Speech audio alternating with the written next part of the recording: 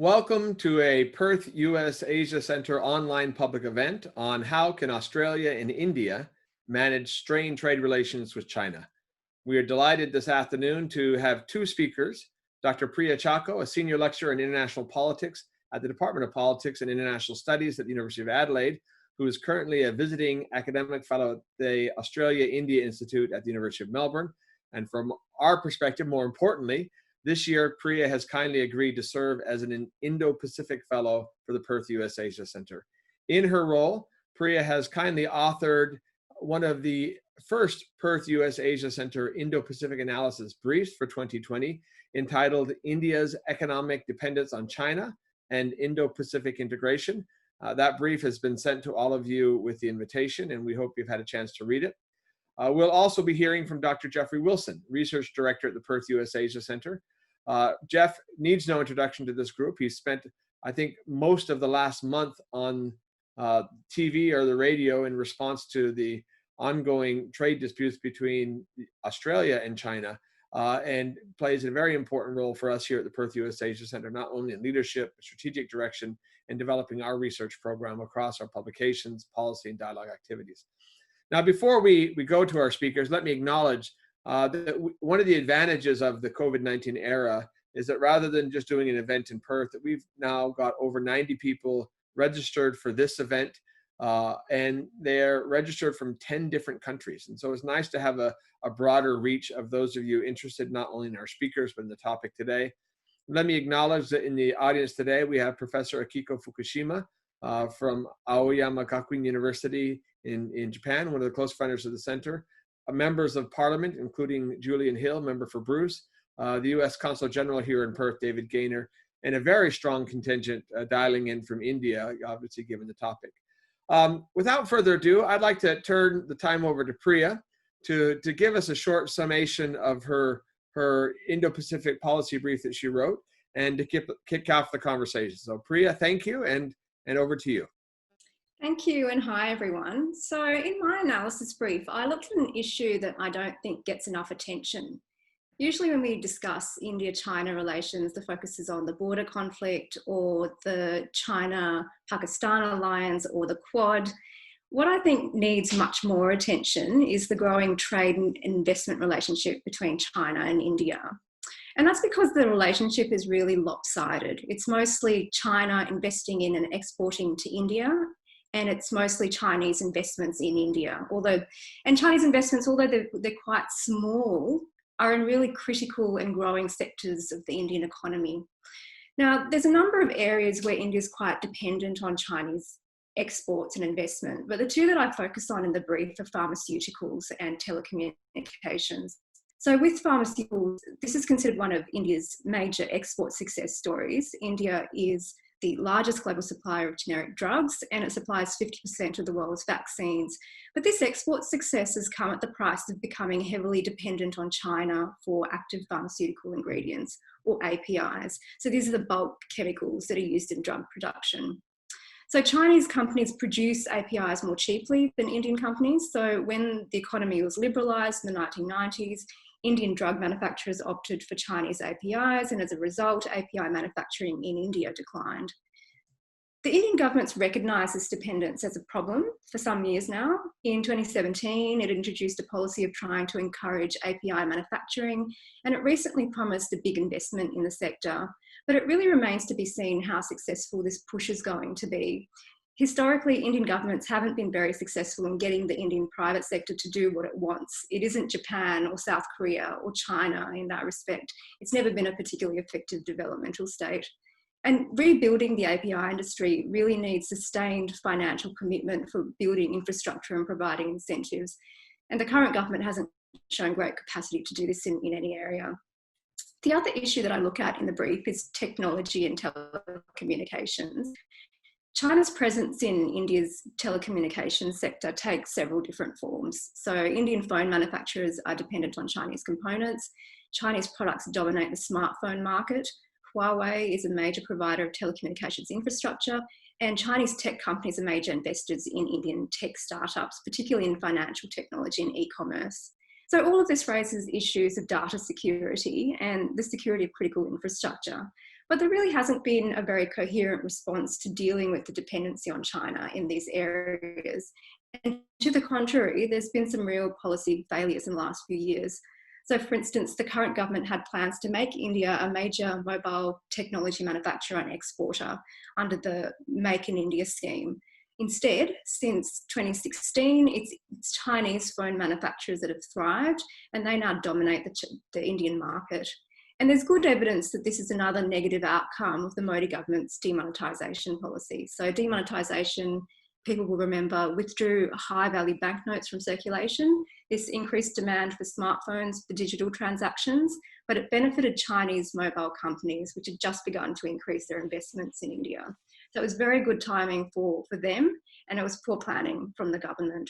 So I think we need to start paying closer attention to the impact that China is having on India's domestic political economy, because economic dependency has the potential to lead to more conflict between the two countries, but it also has the potential to create deep interlinkages between the two countries. And both of these potential outcomes will have consequences for the nature of integration in the Indo-Pacific region. And in particular, I think that India's current patterns of dependence on China actually heightens the likelihood that the region will integrate, but that it will have China at its core. Thanks very much, Priya.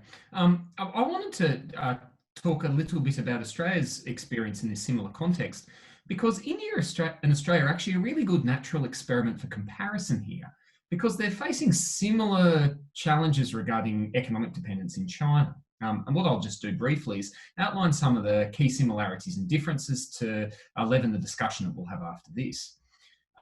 Now, Australia's economic dependence on China is quite different to that from India structurally, because China is Australia's largest export market.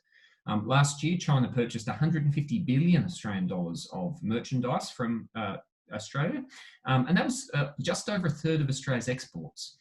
This is by far and away larger than any other export market for Australia. Number two is Japan, which comes in at $57 billion, less than a third as much as China. And that trade's dominated principally by three sectors: minerals, agriculture, and travel service. So education, students coming to Australia, and tourists. What that means is the Australia-China trade relationship is what we could call deep, but also narrow. There's a significant dollar value involved, but it's concentrated in a very narrow range of sectors. And this means Australia is very exposed to economic shocks originating from China. Because for many Australian industries, China is not just an important buyer, but the most important buyer of their products. In some, in fact, such as iron ore, nickel, wool, and cotton, China buys over 80% of Australia's sales. And so this means that any external shock originating in the Chinese market has an outsized and very deleterious impact on the Australian macroeconomy. Now, in recent months, the external shock a lot of people have been focused on has been the COVID crisis and its impact on international trade. But for an Australian audience, we've also faced a political shock, which is China's deployment of trade sanctions in retaliation for various recent diplomatic decisions. It would be fair to say that the Australia-China political relationship has been at a low ebb for a few years now due to a complex mix of issues. But about 2 months ago, Australia's decision to lead calls for an independent international inquiry into the origins of the coronavirus appear to have been the straw which broke the camel's back. China began engaging in a dramatic and an entirely unexpected set of trade sanctions in Australia against Australia. The first was against the barley export industry, where there was a massive 80% anti-dumping duty applied, which will price about $1 billion of Australian barley out of the Chinese market. That was followed by beef, where 4 abattoirs in Queensland had their export licences revoked on unspecified safety issues. And over the last week or so, we've also seen sanctions issued against tourism and education, with the Chinese Ministry of Culture and Education issuing a travel advisory against Australia that it would be unsafe for Chinese to travel to due to racist attacks. Now, the Chinese government has claimed these measures have nothing to do with the political relationship. However, the fairly dubious grounds on which some of them were raised means that a lot of people have viewed them as a politically motivated trade sanction. And indeed, that they were preemptorily threatened by the Chinese ambassador to Australia, and that Chinese state media has frequently described them as punishment for Australia's supposed disrespect of China really leaves us in little doubt. Now, for Australia in the short term, there's not a lot that can be done about this kind of trade sanctioning. Unless Australia decides to start a full-blown trade war by putting trade sanctions back on China, which is a very undesirable outcome and I wouldn't recommend, it really just has to ride out the storm. But in the longer term, and this is where the Australian and the Indian stories, despite their different origins, begin to converge, the incident is creating a reappraisal of Australia's economic dependence on China. As China is now clearly willing to politicise the trade relationship, Australian governments and businesses need to price in a significantly higher amount of pull risk than they have in the past. And China for a long time has been Australia's best option for export markets. It's a large, sophisticated, and for a long time relatively easy and stable market to trade in. So credible alternatives around the Indo-Pacific, such as Indonesia or Vietnam or India, were viewed as more difficult than China and therefore placed down the priority list.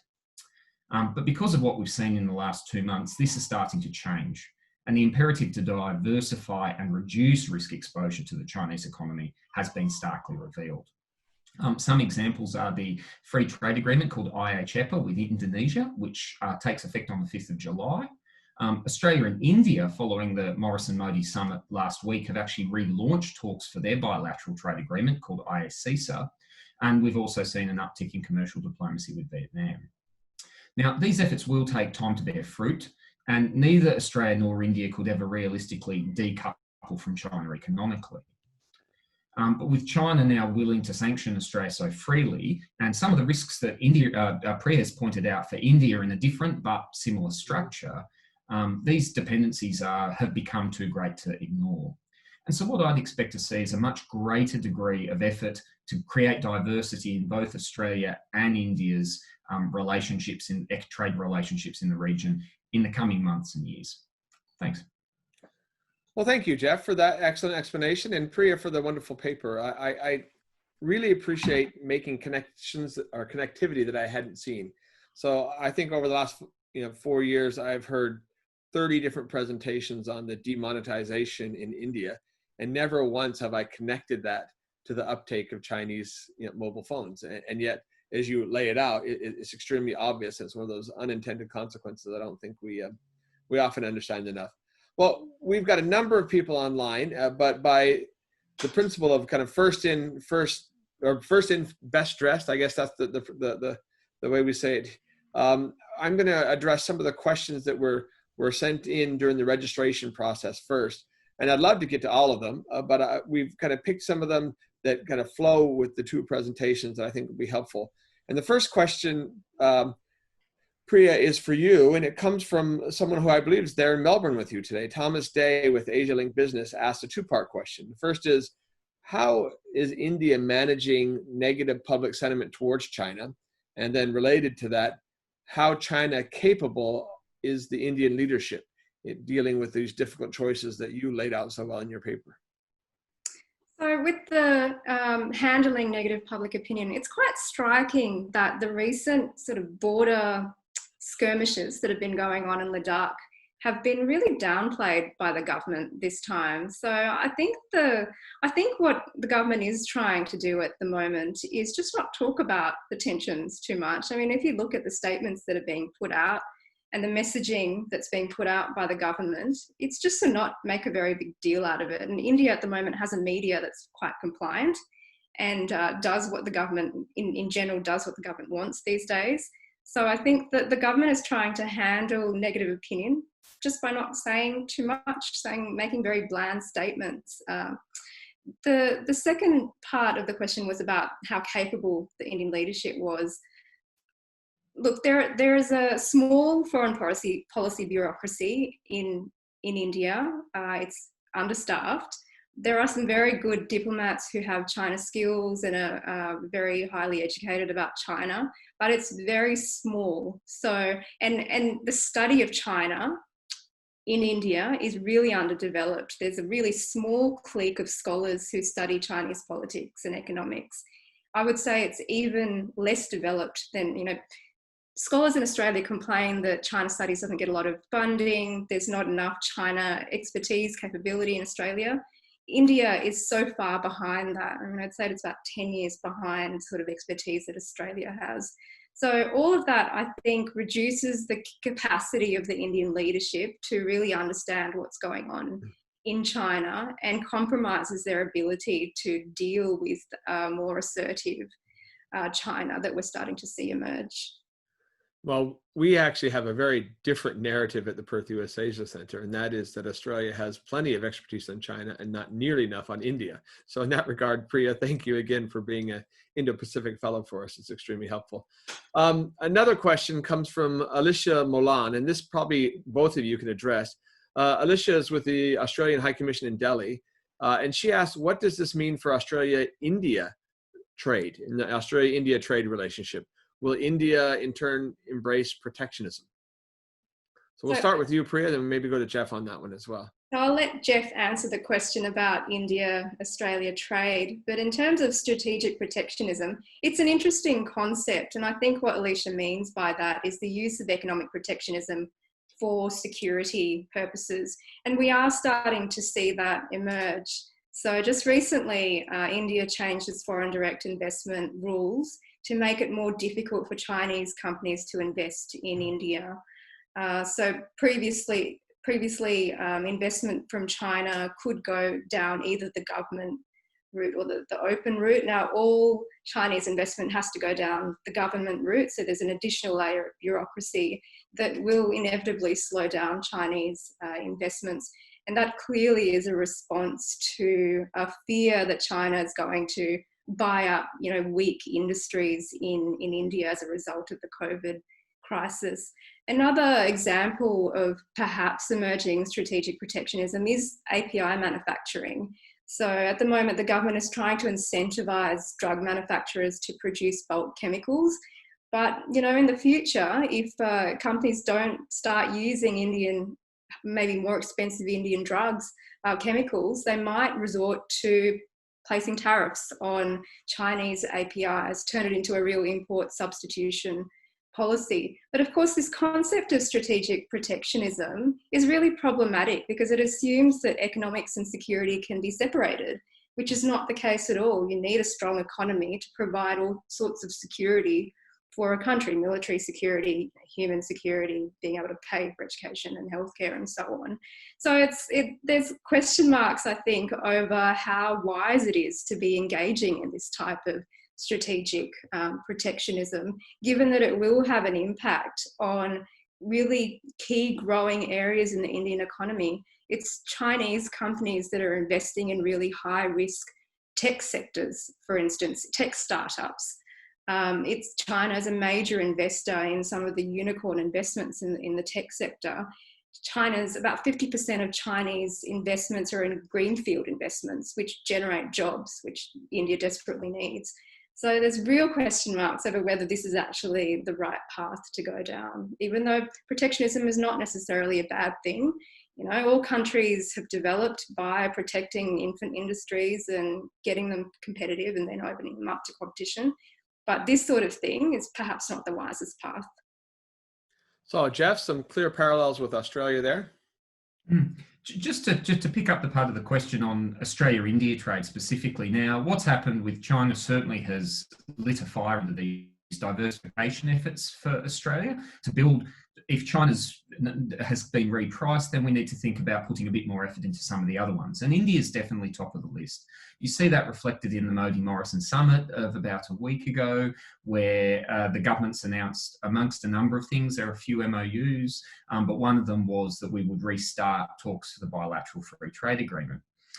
This has been a very long-running saga, and from my kind of view, a great missed opportunity for both countries. Australia and India started bilateral trade talks in 2011. They ran for a few years and then effectively fell by the wayside because the two countries really struggled to find a mutually acceptable landing point. Most of the things that Australia exports are sensitive sectors for India, particularly in agriculture. I remember being involved in the first round of consultations and having an argument with someone over chickpeas. which is a rural industry with a lot of peasant farming in India that's very heavily protected. That fell by the wayside, and a lot of Australian efforts went into the Regional Comprehensive Economic Partnership, or RCEP agreement, which is the ASEAN +6 agreement, with the idea being if Australia and India struggle to find a landing point, well, in a bigger pool, there would be more room to move and make trade-offs. Late last year, however, India withdrew itself from the RCEP process, and some efforts to try and bring it back over the last few months haven't been successful either. So effectively, by restarting IACISA talks, where it's back to the future, where we were at the start of the last decade, looking at how can we bootstrap a trade relationship that is extraordinarily underdone. The challenge for Australia is going to have to be to find a meaningful landing point that is compatible with India's capacity for liberalisation in some sensitive sectors. I don't say this lightly because, particularly in rural industries, many of these sectors are protected precisely as a social welfare measure for very poor rural farmers. But Australia is going to have to face a choice with its usual commitment to high standard free trade agreements as to how far that is going to be able to be compromised, because what Australia is used to doing in its trade diplomacy is fairly incompatible with India's interests as the Modi government has consistently articulated them. This is going to be a difficult negotiation to happen, though the speed behind it and the imperative behind it will accelerate on the Indian side for the China reasons Priya articulates, and on the Australian side for the China reasons I've just explained. So we'll have a second go at this, and the hope is with a bit more strategic sharpening, a landing point might be able to emerge this time around. Thank you. Our next question comes from Shigehiro Noshita, who's the defense attaché at the Japanese embassy in Canberra. And he asks, it is not unusual for China to use economic coercion. Do we need to restructure our supply chains accordingly? Priya, we'll start with you, but I think Jeff might have something to say on that one as well. I'd be interested in hearing Jeff on this. Look, I think it's always wise to have a diversity when it comes to supply chains for security purposes. The question is it possible? At the moment, there's a reason why China dominates supply chains. It produces things that companies need that other countries don't produce at a good price point. So, it's actually very difficult to diversify, for instance, API chemicals. It's just to get those supplies from any other region in the world at the extent that India will need it. And that's true for electronic components in car manufacturing as well. So I think the question is, yes, we should try to diversify our supply chains, but how exactly we do that it's a really problematic question. So Jeff, before you answer, I would note that when I read Priya's paper, I was struck because I, for one, have long known of India's prowess in pharmaceuticals, but I had never focused on the primary products that came into the APIs coming out of China. And there's certainly echoes between that issue that Priya raised and the research you've done over the last year on rare earths, critical materials, and most recently on future batteries. All of them obviously have supply chain ramifications. So your reaction? Priya hits the nail on the head, and the pharmaceuticals and API example really demonstrates it, is that the value chains we use for the devices that are daily life for us are extraordinarily complicated. There's about 1,000 components in one of these that are made in 24 different countries. And the notion that you can unscramble some of those value chains in 12 months, 2 years, 5 years, those networks were built over several decades of liberalisation, and the reason that that the average consumer can afford these products is precisely because the efficiency that those value chains unlock.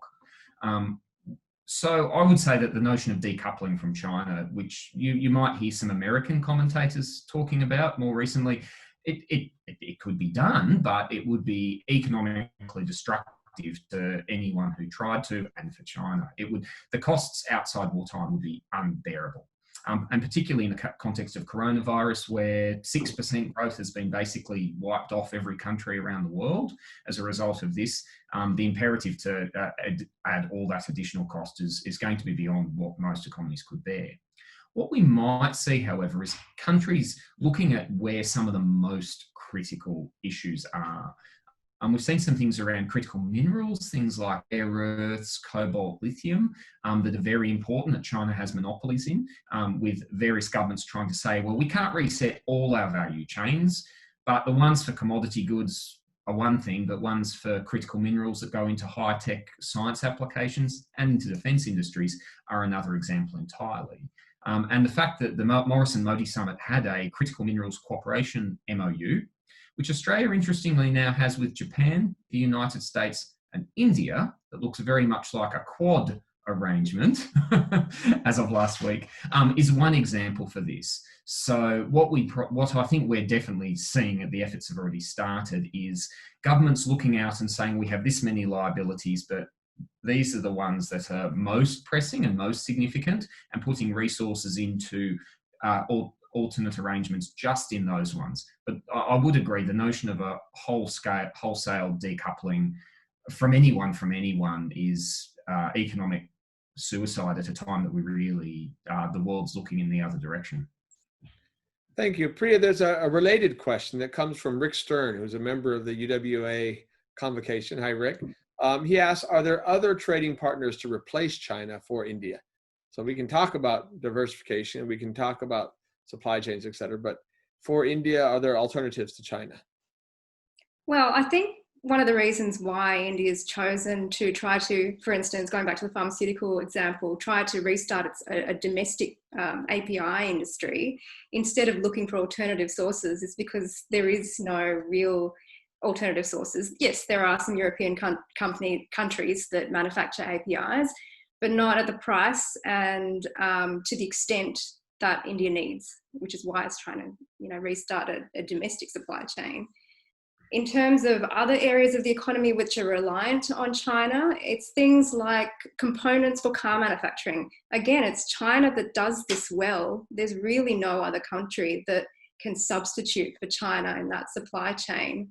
And in terms of investment, it's Chinese companies, for whatever reason, that are willing to take the risk in high risk sectors, like startups, like tech startups. Are there other investors around that are willing to do that? It's SoftBank to an extent, American companies to an extent, but again, China's not easily replaced in those sorts of areas.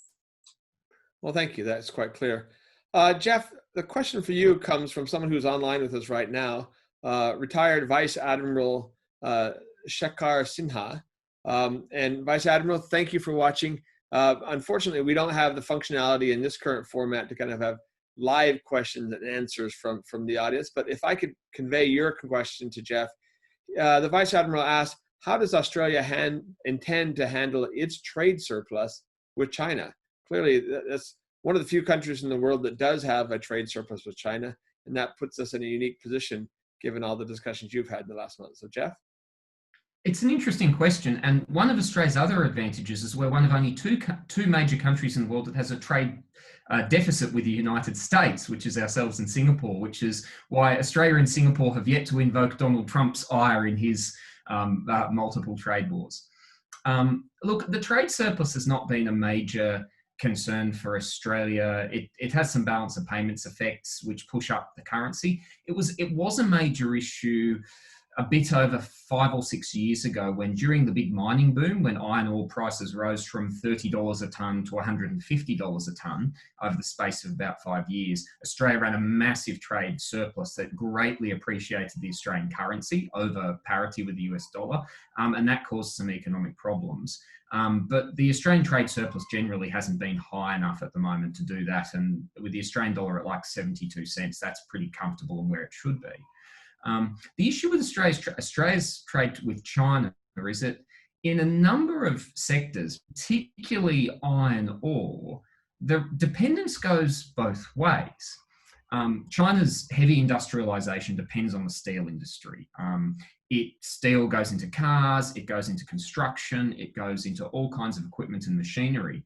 And indeed, if you look at China's Belt and Road Initiative, which is an attempt to move its infrastructure model domestically out to other countries in the region, all of that depends, most of the Belt and Road projects are built on steel and concrete. that Chinese steel is made with Australian iron ore. Over half of China's imports come from Australia, which is the lowest cost and highest quality supplier. And in the short term, alternatives for China to Australia are actually very thin on the ground. Because Brazil, the other major supplier, was unfortunately affected by first the dam disaster that some of you might have heard about a few years ago at Samarco, and more recently the impact of coronavirus in the main producing state, Minas Gerais.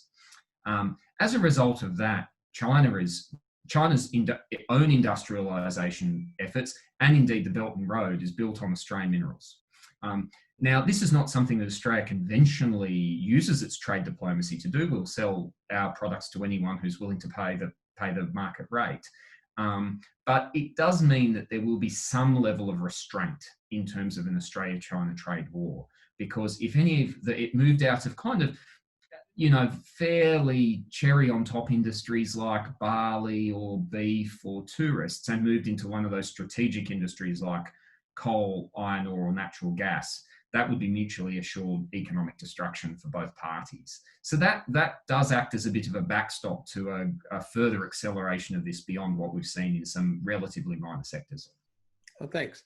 Priya, the next question is an interesting one. It comes from Pierre Taz, who's the defense attaché at the Embassy of the Netherlands in India.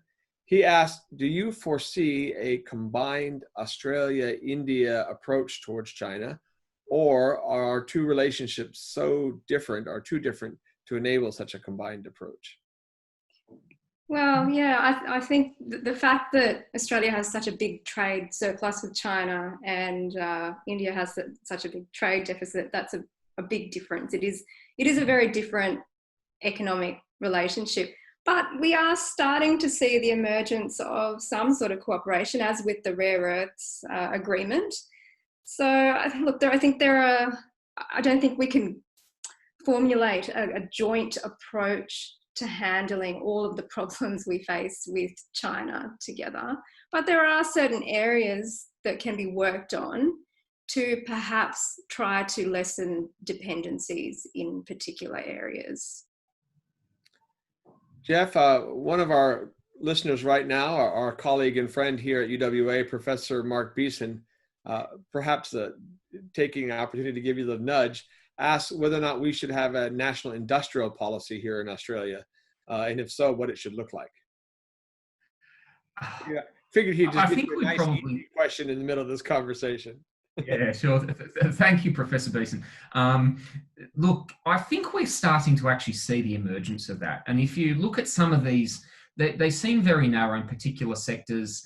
There's been some efforts in critical minerals and rare earths. We've also seen some things in the defence supply chain. I understand that there's certainly a parliamentary inquiry looking at these issues at the moment around some of the pharmaceutical products. I mean, Australians in the audience may have seen some of the ABC coverage of what the Australian government had to do to get coronavirus testing kits in the early weeks of the crisis. There was literally international piracy stealing these products when one country bought them and someone else came in. I think this is kind of happening in a piecemeal manner as a response to that kind of activity. And what we're seeing is governments saying, well, we need to actually think about where the coronavirus testing kits or the reagents, which was the issue in Australia for a couple of weeks, actually come from.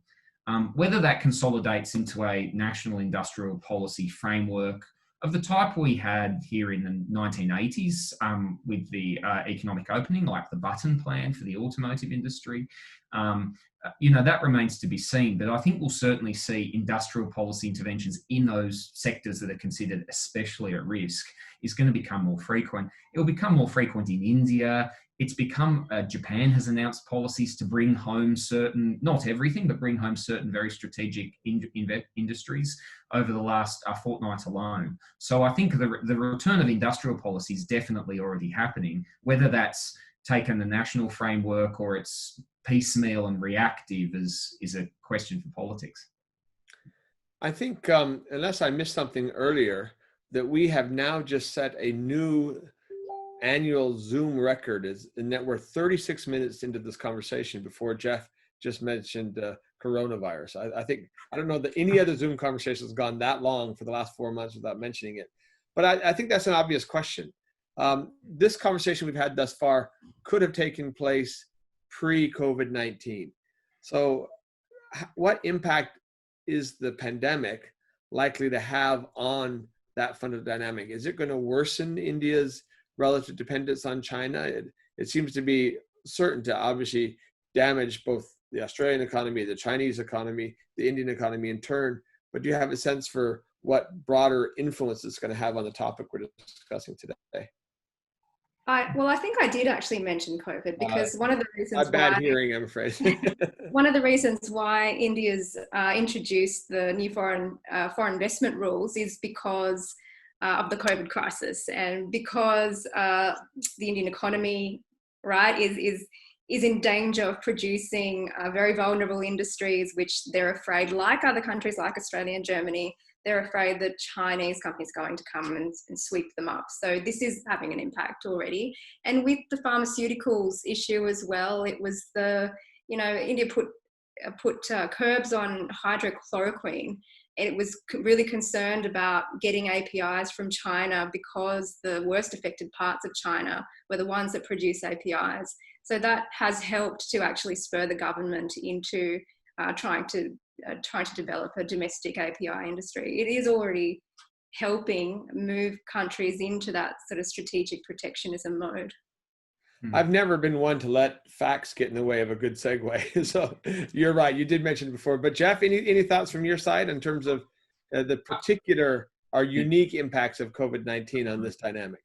Yeah, I mean, I spoke about the Australia-China political risks in the trade, but Australia's actually had some import risks from China, like Priya just mentioned, with the API sourcing from China, that seem mundane were actually very serious.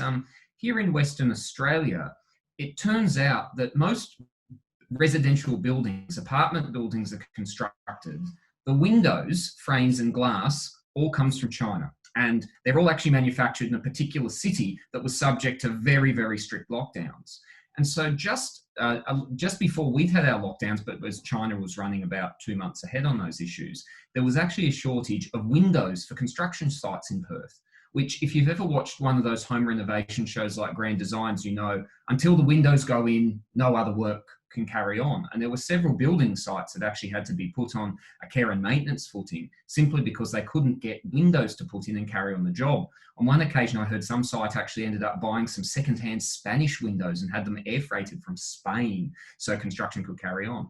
And so there's also some import risks across here that coronavirus has really, it's kind of illustrated some things we didn't know about value chains, that who would have thought you would run out of windows before this happened. And none of the construction sites even knew about this. And finally, I went, oh goodness, what are we going to do? It was a bit too late to actually have a think about where the chain's going. So I think to some extent the coronavirus is kind of putting the same pressure that the political challenges we've been talking about a bit more are placing on, which is we've been very used to just being able to sell stuff and buy stuff from around the world with minimal economic or political risk to that. And both of those things have been called into question almost overnight. So we're going to spend a lot more time actually thinking about those questions, is where does our stuff come from? You know, if nothing else, this conversation, I think, has highlighted how complex those supply chains are, because on the political level, it's been very easy over the last month, particularly given the trade tensions with China, to talk about diversifying our supply chains or decoupling our supply chain from China. But I don't think anybody was thinking about Windows or APIs when they're thinking about that process. And so it gives us a sense for how complex that really is. Priya, we have a question from Jeffrey Wessel, who's with the US Embassy in Delhi. And he asks, how can Australia and the United States better coordinate their policies towards India? So let's try to bring another complexity into this conversation. Yes, that is a good question. It's a tough one, because the challenges that each country faces are so distinctive, right? India faces a shared border and an ongoing border dispute.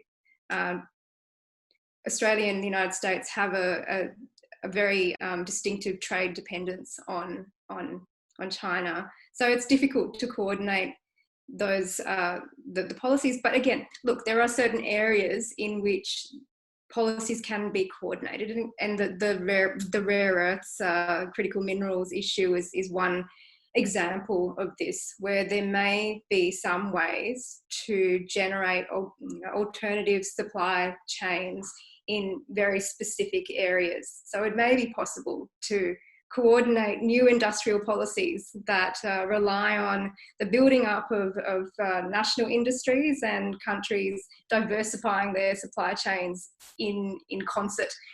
Whether that's going to happen, I mean, this is going to take a lot of coordination, a lot of investment, a lot of persistence, and I'm not sure that the leaderships of either Australia, the United States, or India is in the right mode to do that. Jeff, a question from you, from your friend and frequent collaborator, Louise McGrath at the Australian Industry Groups. She just gives a statement, which I think both of you can react to. She says, when elephants fight, ants get hurt. Now, I wouldn't call West Australian barley producers ants, but clearly the issues we're discussing in this conversation do have ramifications for individuals, for businesses, for smaller players as well. Jeff, we'll start with you on that one. Notwithstanding the gallows humour, it is absolutely correct. And one of the challenges for Australia in facing some of this kind of trade coercion is there's not a lot of viable alternatives.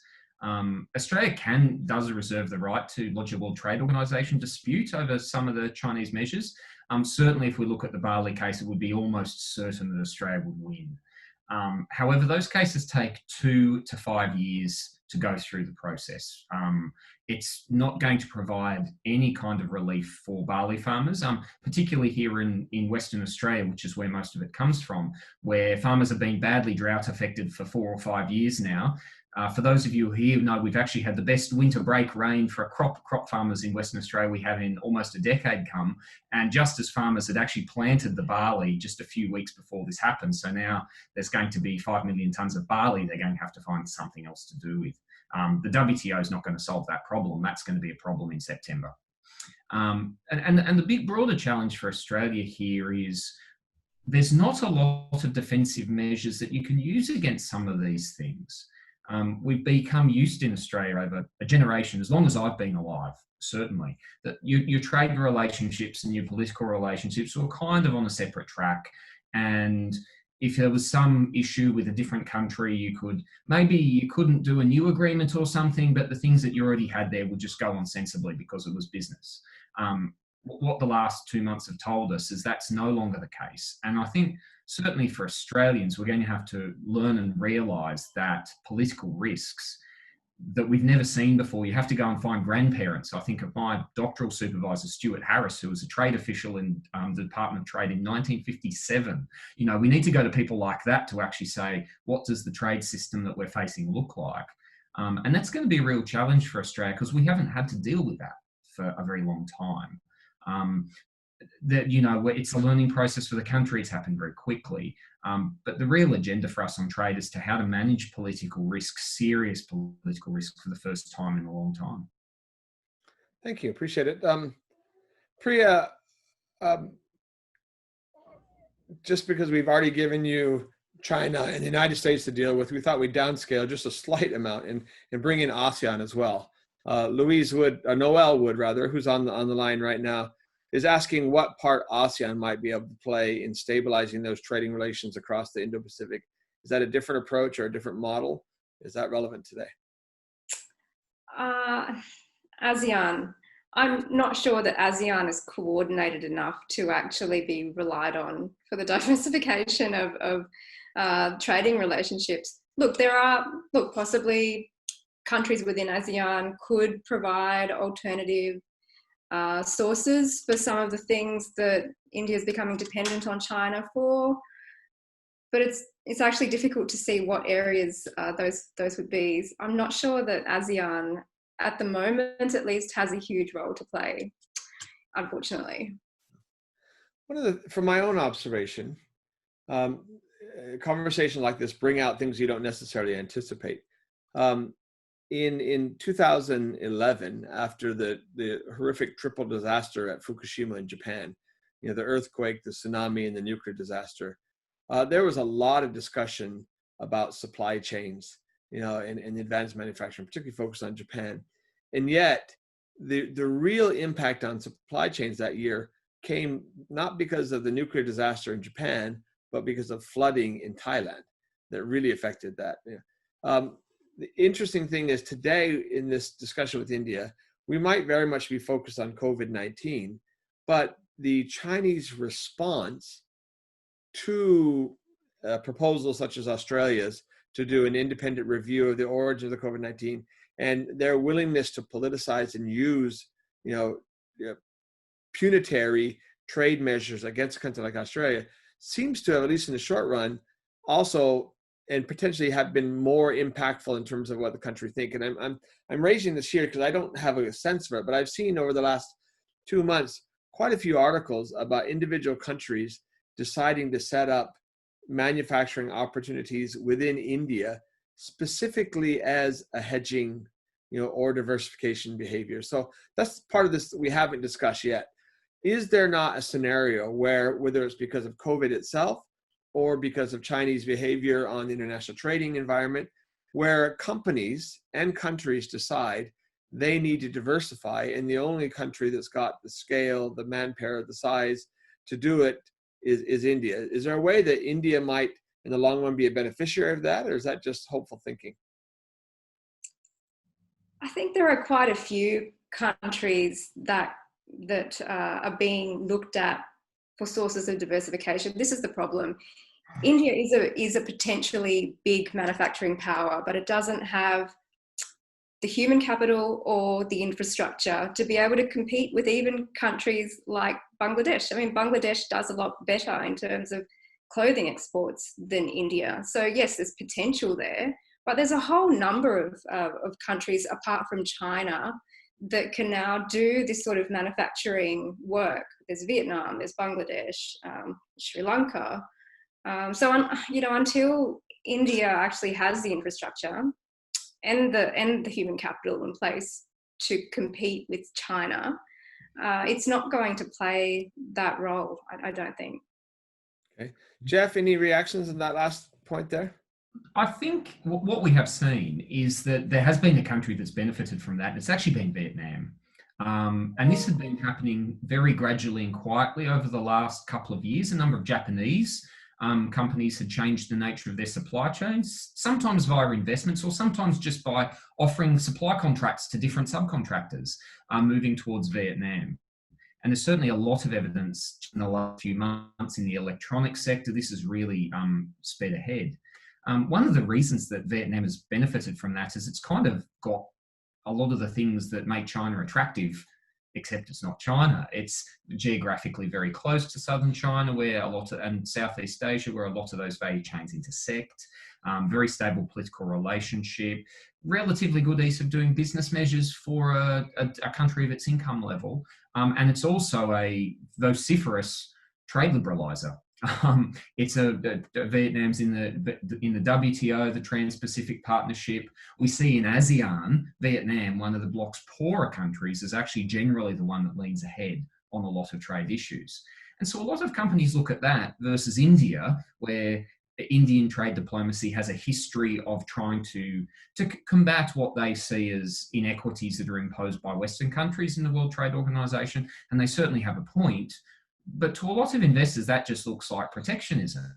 And we could do this in Vietnam. It's just across the border and they've got the ground for it. So I think Vietnam has already demonstrated that that's happening. And in some parts of it's possible.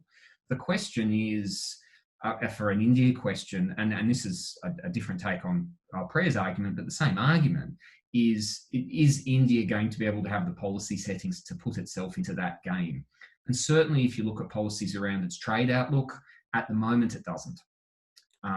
Whether or not the domestic political economy in India could allow that, whether a government would have the reform ambition to bear the cost of doing so, I'm not an India expert, so I won't comment on that, but it's certainly on status quo settings, countries like Bangladesh and Vietnam and maybe even Indonesia are probably going to be port of call for that agenda rather than India. So our final question as we wrap up is a follow-up question from Mark Beeson. And if I paraphrase you, Mark, He's saying essentially that if diplomatic and security concerns, are the determining factor in relationships, then we'll end up having, economic relationships that are based on those rather than comparative advantage, and we'll all be the worse off for it.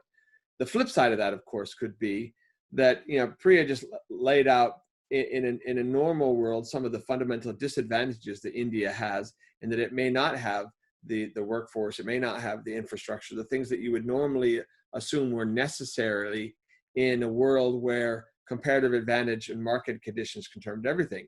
So it seems to me that we may have a two-edged sword here, right? On the one hand, for India, there are certainly some disadvantages in a world where security concerns, impact comparative advantage-based economic integration, free markets. And Jeff, you can chime on this as well. But on the other hand, India might actually be the primary beneficiary of the deterioration of traditional trade relationships and the rise of more security-based decision-making when it comes to how we organize our economic activity. So big question, tied it all together, but I figured it gave you a chance to you both to make your final comments on that. So Priya, why don't we start with you? So can India benefit from the new focus on security? Potentially. But look, this is going to take a real shift in thinking. Countries are going to have to put curbs on their private sectors. They're going to be having to play much more influence on what their private sector companies do. And I don't see, as yet, countries like Australia or other investors doing that. I mean, this is a huge shift in mindset. I don't see that happening yet. Fantastic. Jeff, any final comments there? I suspect Mark's comment about politics rather than economics driving these relationships is correct. But I personally worry that this has a huge cost. What we've seen over the last generation is what the World Bank in 1994 called the East Asian economic miracle. And it's been a near 30-year unbroken pattern of high-speed growth, industrialization, urbanization, and huge impacts on human welfare for about 2 billion people in this part of this world. Like one of the single greatest improvements in the material wherewithal of a huge chunk of humanity. And a lot of that's been unpacked by the economic dynamism that the depoliticized, open trade and sometimes investment environment we've had in this part of the world for 30 years.